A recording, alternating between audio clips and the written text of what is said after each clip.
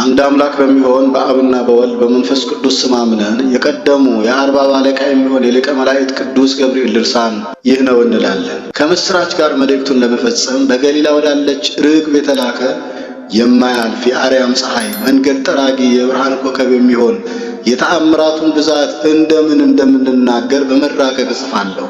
በአፍም እናገራለሁ፣ በልብም እመረምራለሁ፣ በእኔም ላይ ይናገራል። በዚህችም ምህዋር ላይ በሚሰሙት ሕዝብ ላይ ይነገራል።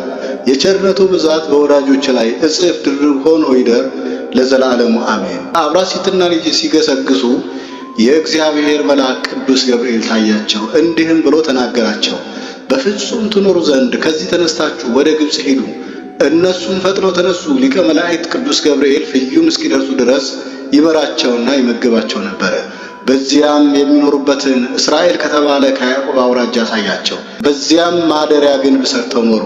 ወደ እነሳቸውም ለሚመጣው የመድኃኒት ጥበብ ያደርጉ ነበረ። የሚፈልጉትንም ስለሚፈጽሙላቸው ብዙ ሕዝብ ከነሱ ዘንድ ይሰበሰቡ ነበረ። የመድኃኒታቸው ፈውስና ዝናቸው በገጠሩም በከተማውም ተሰምቶ ነበረ።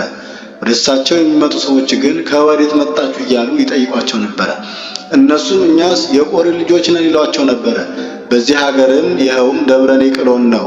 1 ዓመት ከ5 ወር ያህል ከተቀመጡ በኋላ በዚህ ወራት ባለመድኃኒት አባታቸው አብራሲት ሞተ። ከዓለም ከመለየቱም አስቀድሞ 3ቱን ልጆቹን ጠራቸው። ይህን ሕፃን ልጄን ጠብቁት ብሎ አደራ አላቸው። ስለ እሱ ክብር ታገኙ ዘንድ እሱ ክብር ይሰጣችኋልና። ይህንንም ከተናገረ በኋላ ባለመድኃኒቱ አብራሲት አረፈ። ልጆቹም በሚገባ ገነዙት። ባለመድኃኒቱንም በመውደድ ከመሰሏቸው ከሰዎቹም ጋር አለቀሱለት። ብዙ ጊዜ መላእክትን በየስማቸው እየጠሩና እያሰቡ ጽኑ መሐላ ያምሏቸው ነበረ። እነሱም ወደ እሳቸው እየመጡ የሚሹትን ያደርጉላቸው ይፈጽሙላቸውም ነበረ። ከዕለታት አንድ ቀንም መድኃኒት በማድረግ እንደለመዱት ተጠበቡ። በአዳራሹ በምዕራብ በኩል ተቀምጠው ሳሉ ያን ጊዜ ሊቀ መላእክት ገብርኤልና የሰማይ ሰራዊት አለቃ ሚካኤል ከተመረጠች ቅድስት ከምትሆን አምላክን ከወለደች ከእመቤታችን ከማርያም ጋር ሆነው ድንገት ከእሳቸው ዘንድ ደረሱ። በዚህ ምን እየፈለጋችሁ ትኖራላችሁ አላቸው። እነሱም በእውቀት ማነስ አምላክን ለወለደች እመቤታችን እንዲህ ብለው መለሱላት። እመቤታችን ሆይ ጥቂት ወተት ሰጥተሽን እንጠጣና ከዘላለም ሞት እንድንድን ተስፋ እናደርጋለን። ብዙ ገንዘብ ወርቅም ብርም የከበረ ዕንቁም አለንና የሚወርሰንም ሌላ ሰው የለምና። ድንግልም ይህን በሰማች ጊዜ ሊቀ መላእክት ገብርኤልን ጠቀሰችው። ይህንንም ክፋትና ተንኮል ሥራዬንም ከነሱ ያርቅላቸው ዘንድ አዘዘችው። እሱም አራቀላቸው። በሕይወት በኖሩባት ዘመንም እግዚአብሔርን የሚወዱና የሚያገለግሉት ሆኑ። ልመናውና በረከቱ ከሁላችን ጋር ይሁን ለዘላለሙ አሜን።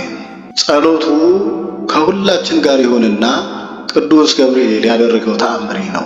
ሰማዕት ብሶይንና ወንድሙን ጴጥሮስን እንደረዳቸው የሚናገር ምስጋና ገንዘቡ በሚሆን በጌታችን በኢየሱስ ክርስቶስ ስም በጽኑ መከራ ውስጥ ሳሉ የእግዚአብሔር መልአክ ታያቸው፣ እንዲህም አላቸው፣ መታሰቢያችሁ እስከ ዘላለም እንዲደረግ እነግራችሁ ዘንድ እግዚአብሔር የላከኝ እኔ ነኝ። ባለምስራች ገብርኤል አላቸው፣ ወዳጄ ብሶይ አንተንስ ጽኑ ጦርነት ይጠብቅሃል። ይህንንም ተናግሮ ተሰወረው። ከዚህ በኋላ በአንድ ምሰሶ ላይ አውጥተው እንዲሰቅሉትና እንዲያሰቃዩት ሹሙ አሽከሮችን አዘዘ። በዚያን ጊዜም ሊቀ መላእክት ቅዱስ ገብርኤል ወረደና ሰማዕት የተሰቀለበትን ምሰሶ ሰበረው። ዳግመኛም በምሰሶ አንድ ላይ እንዲሰቅሉትና እንዲያስጨንቁት አዘዘ። በዚህም ስቃይ ሳለ ዳግመኛ ታየውና አጸናው፣ እንዲህም አለው፣ እግዚአብሔር የመረጠ ብሶይ ሆይ ተጋድሎህን እስክትጨርስ ድረስ እኔ ከአንተ ጋር ነኝና አትፍራ አለው። ልመናው ከሁላችን ጋር ይሁን ለዘላለሙ አሜን። በቅድመ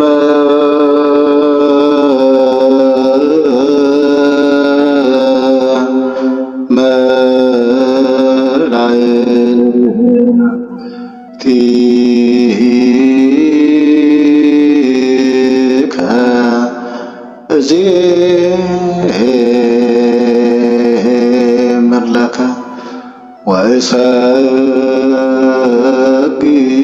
ወሰግድ ውስተ ዘርሃ ቅደስከ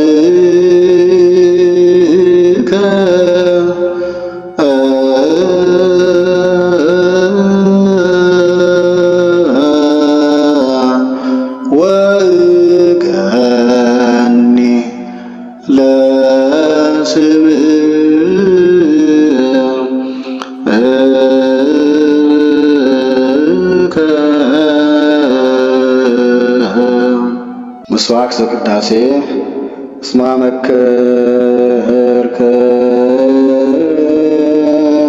መከርከነ እግዚኦ ወፈተከነ ከመ ይፈትንዎ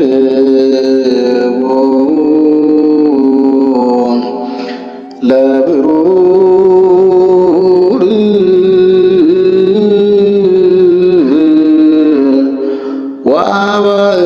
ወአባእከነ ውስተ መስገን